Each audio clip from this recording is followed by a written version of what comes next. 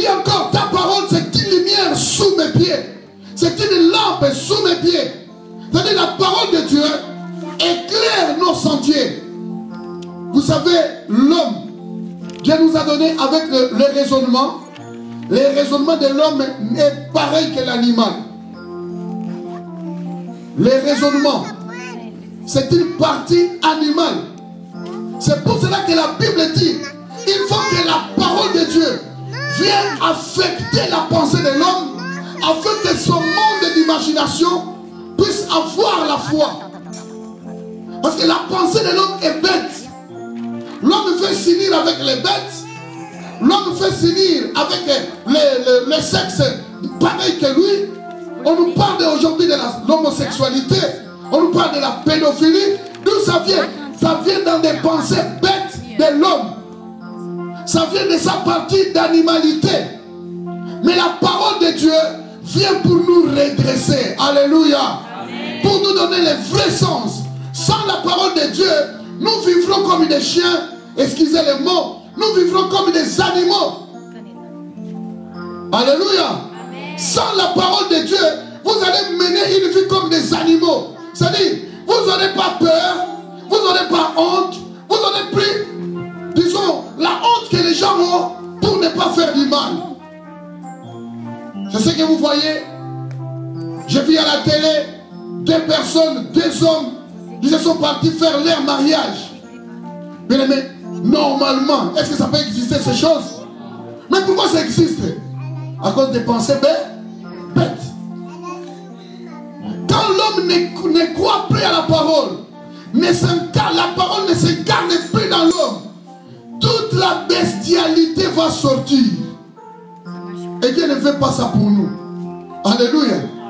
La parole soutient le monde. La prière soutient le monde. Et le troisième élément qui soutient le monde, c'est la Tzedaka. Cette boîte-là, elle doit revenir pleine là pour qu'on puisse l'envoyer. Donnez la Tzedaka. Prenez un verset qui concerne le Tzedaka du psaume 112, verset 5. Avant, on va commencer Ézéchiel. Parce que tu peux prier, mais si vous avez un casse, c'est pas bien. Amen, amen. Amen. Christelle, tu peux prendre le psaume 112, verset 5. Juste pour vous confirmer que trois choses, la parole, la prière et donner les aumônes, donner une pièce à celui qui manque, donner à celui qui souffre. Qu'est-ce que David dit?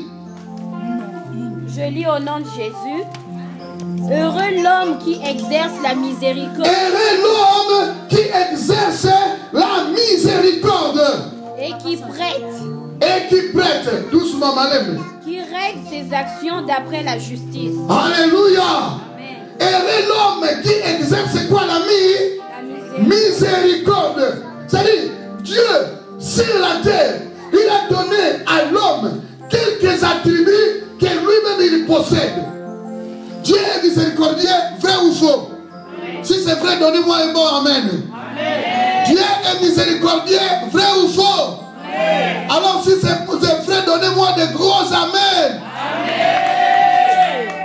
Comment il dit qu'un homme qui est miséricordieux, il est heureux? Amen. Maman, papa, si vous êtes miséricordieux, vous êtes heureuse. Ça, c'est la parole qui te donne ces privilèges. Ce n'est pas une prière d'un homme. Je dois exercer la miséricorde. Quand j'ai 50 centimes, je viens jeter ici. Quand j'ai 1 euro, je viens jeter là-bas. Je dis, Seigneur, je veux être heureux. Parce que la Bible m'a appris d'exercer la miséricorde. Si tu ne le fais pas, apprends. On apprend tous les jours. Amen. Toi, tu crois que c'est le mal de ma bonza. Même la miséricorde. La Bible dit aussi, heureux celui qui prête. Alléluia.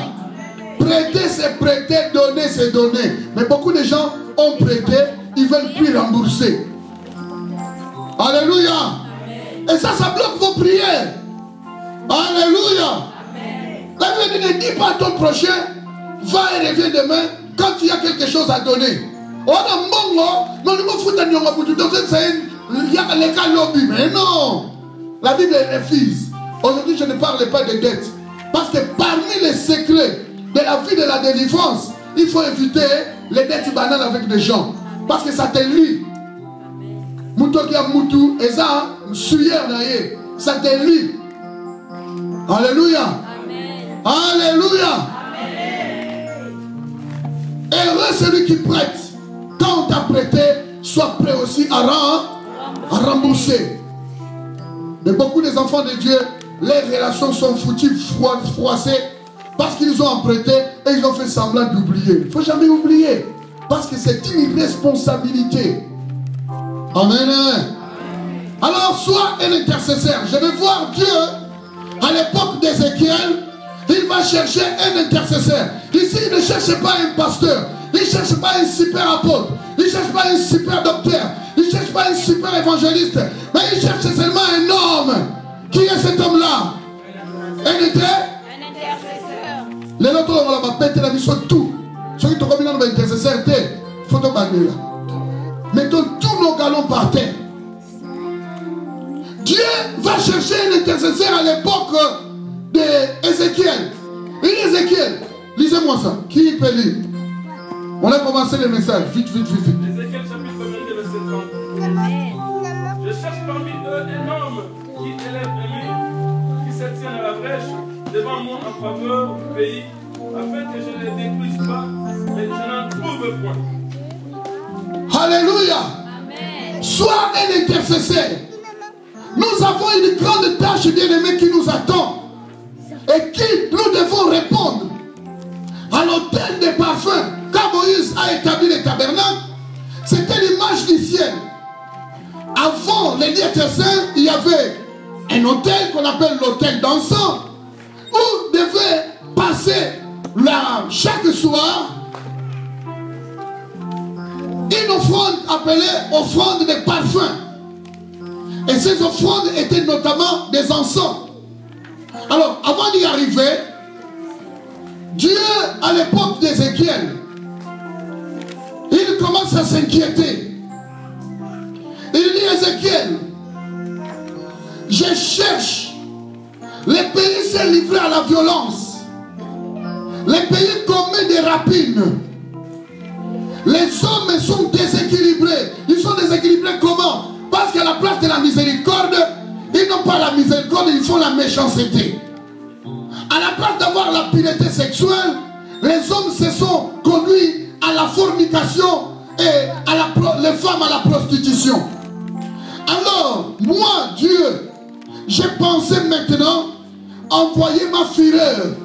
Mais si moi je trouve un intercesseur, je vais retourner ma colère. Alléluia. Je vais me détourner de ma colère. Qu'est-ce que la Bible dit ici? Il dit: Ézéchiel, je cherche parmi eux un homme qui élève un mur. Et ce mur, c'est le mur de la prière qui doit être construit par l'intercession. Mais il n'y a pas de ministère sans prière. Il n'y a pas de vocation sans la prière. Jésus a commencé par la prière, il a fini par la prière. Amen. Alléluia. Amen. La prière, c'est le domaine que nous devons être forts. Parce que grâce à la prière, les destins, l'horizon de nos enfants seront transformés. Alléluia. Amen. Beaucoup de parents pensent que donner des bébés, il n'y a que ça. Après avoir donné des enfants, on doit commencer à prier pour eux. Sinon, des vrais voyous, des vrais caïds, des vrais délinquants et des vrais islamistes du lendemain. Parce que l'islam est en train d'agrandir. Tandis que toi qui refuses de venir prier, l'islam est en train de croître. Vous regardez la télé, mais ça ne vous dit rien. Regardez l'avenir de ces enfants qui sont ici. Dans 10 ans, vous savez que si vous ne faites pas de bonnes prières, ce sont des vrais candidats pour l'enfer. Je vais vous dire comment. À cause de la génération qui sont en train d'emprunter. Leur génération, c'est une génération scientifique, génération Facebook, génération high-tech, génération où, même si tu n'as pas de mari, tu peux avoir ton bébé, tu vas dans un banc où on vend des superbes, tu vas t'acheter un bébé. Tu trouves? Alléluia. Amen. Cette génération C'est une génération qui va se révolter contre Dieu dans les jours qui viennent. Et si tes prières n'ont pas d'impact sur tes enfants, tu as seulement eu le plaisir de donner des bébés dans le monde, mais des vrais candidats pour l'enfer. C'est pour cela, Lamentation chapitre 2 verset 19 dit, criez pendant les premières veilles de la nuit, priez pour vos enfants. Alléluia. Tu ne pries même pas pour tes enfants. Tu ne fais que donner des bébés. Qu'a fait comme ça yote? Qu'a fait comme ça yote? N'importe quoi pour nous avoir mbongo. Que la CAF ne te trompe pas. On ne donne pas des bébés pour la CAF. On donne des bébés parce que c'est nous-mêmes. C'est notre prolongement. C'est nous-mêmes. Alléluia. Et cette partie de toi-même, ne cherche pas que ça parte en enfer. Il faut prier. Il faut prier.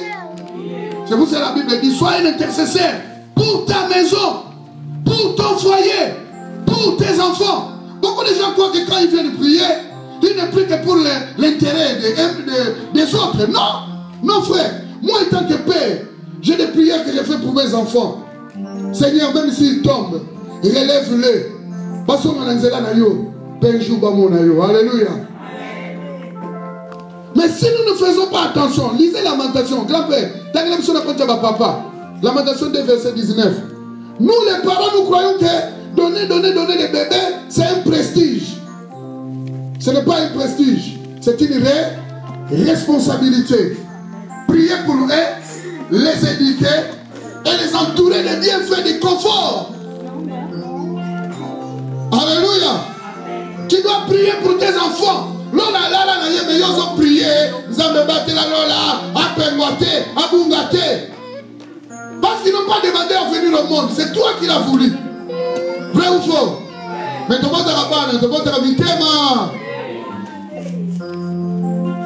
grand-père a dit que nous sommes versés pour ma tata. Donner des enfants, ça ne suffit pas. Il y a un service de suivi. Les services d'intercession. Sinon, on risquera de donner des enfants comme Caïn. Il a donné une génération. Cette génération, c'est ça qui a péri autour de Babel. La même génération a péri au temps de Noé. Et Dieu a tout détruit. Il a fallu que Noé puisse commencer une autre histoire à partir du 9e chapitre de Genèse, avec 3 enfants de Noé et les femmes 6, plus lui-même Noé et sa femme 8. Et Dieu commence une nouvelle histoire avec l'arc-en-ciel. Alléluia. Grand-père, tu es là? Vas-y. Un petit verset pour les papas intercesseurs. Voilà. Lève-toi. Alors, Yoka, oh, verset, tata. Lève-toi. Pousse tes gémissements.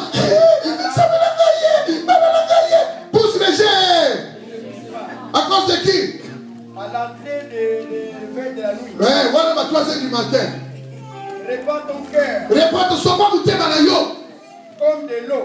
L'eau va la maille. En présence du Seigneur. En présence du Seigneur, et pour qui? Lève tes mains vers lui. Lève tes mains vers Dieu, vers lui. Pour la vie de tes enfants. Pour la vie de tes enfants. Bana yo moko. Amen. On lui semble la prendre. Papa, ça que la version là. Bana yo. Est-ce que ça me la prend à bango?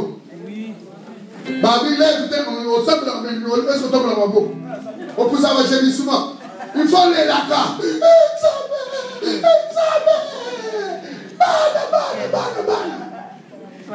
Babi lève les mains pour la vie de terre. Suivi exact. Donc, on a fait ce qu'on versait. Papa, ça que l'endambo. Partout à la version.